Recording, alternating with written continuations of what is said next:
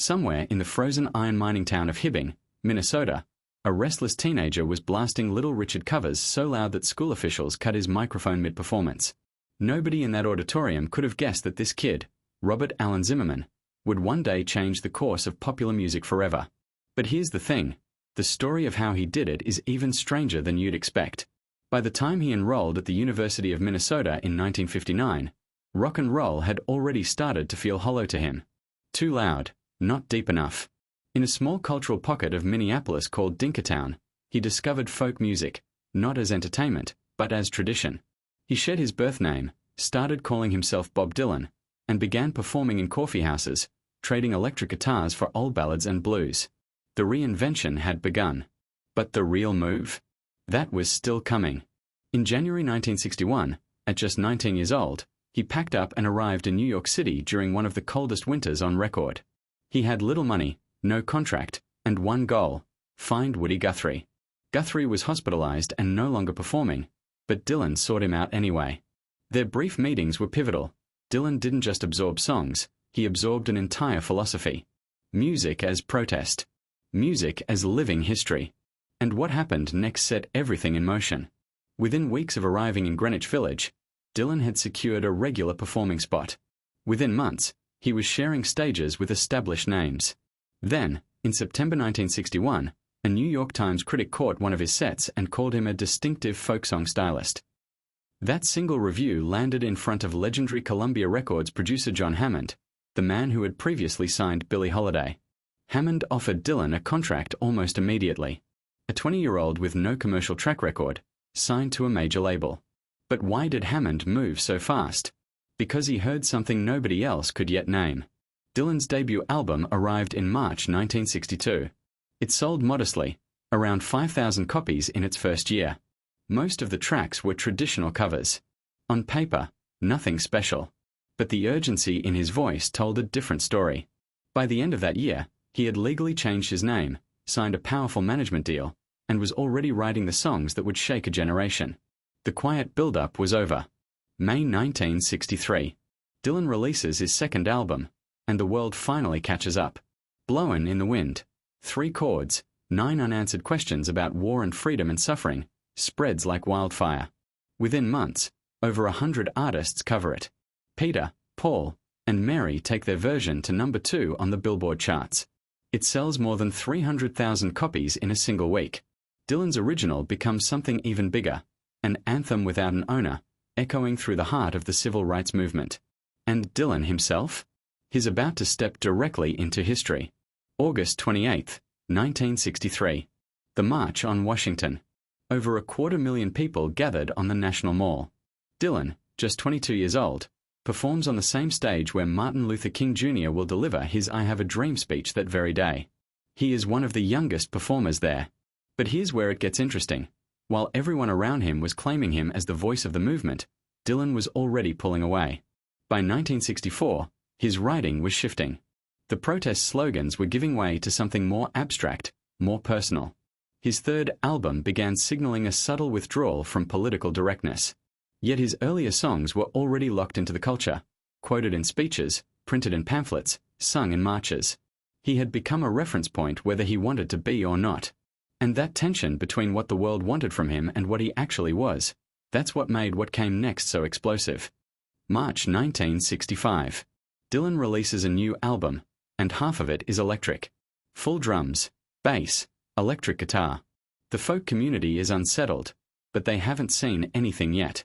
Because 4 months later, on July 25, 1965, Dylan walks onto the stage at the Newport Folk Festival carrying a Fender Stratocaster. He plays 3 electric songs. 15 minutes. And the crowd erupts, not in celebration, but in fury. The booing wasn't really about the sound. It was about identity. Folk music had built its entire reputation on being raw, authentic, and anti-commercial. Electric guitars meant rock and roll. Rock and roll meant selling out. Dylan's move cut straight through that ideology like a blade. Critics piled on. Publications questioned his direction publicly. And Dylan's response? He released another album 1 month later, louder, sharper, and more aggressive than anything he'd done before. He wasn't retreating.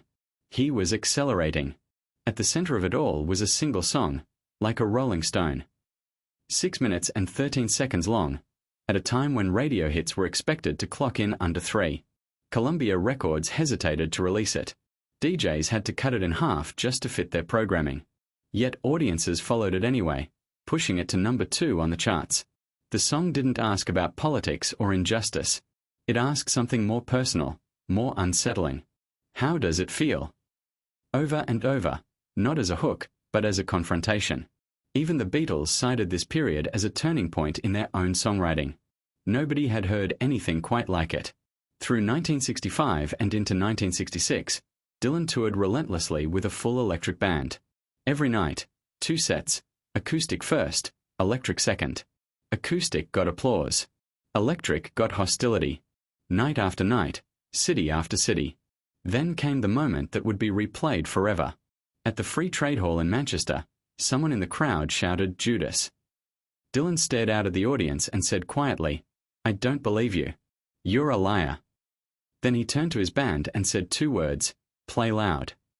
What they played next became one of the most electrifying performances ever recorded. But while all of this chaos was playing out on stage, something else entirely was happening in private. Just months before Newport, Dylan had quietly married a woman named Sarah Lones in a small ceremony on Long Island. No fanfare, no press.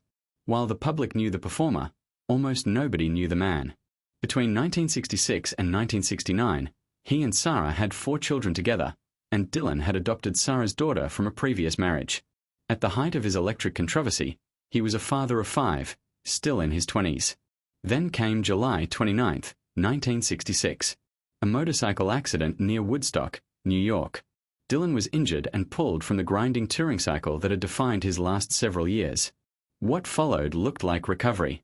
What it actually was a deliberate disappearance. While the Beatles and the Rolling Stones were becoming global media spectacles, Dylan went quiet. He settled into family life, recorded informally at home, gave almost no interviews, and made very few public appearances. For nearly 8 years, he reduced himself to almost nothing in the public eye.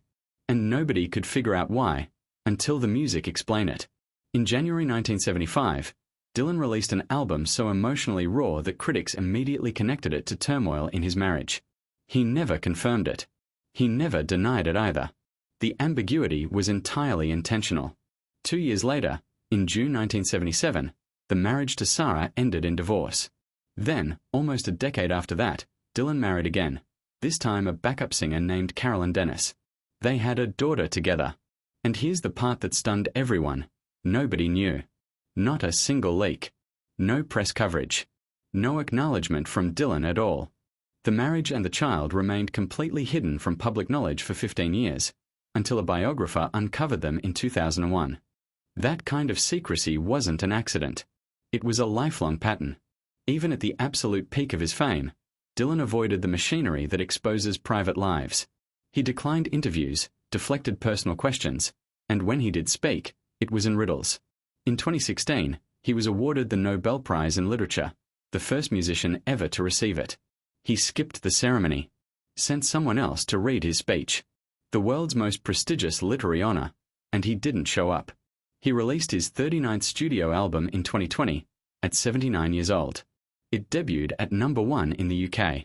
He is still touring today, past the age of 84, playing smaller venues, avoiding spectacle, and refusing to stop. The never-ending tour, a run that began in 1988, has crossed over 3,000 performances.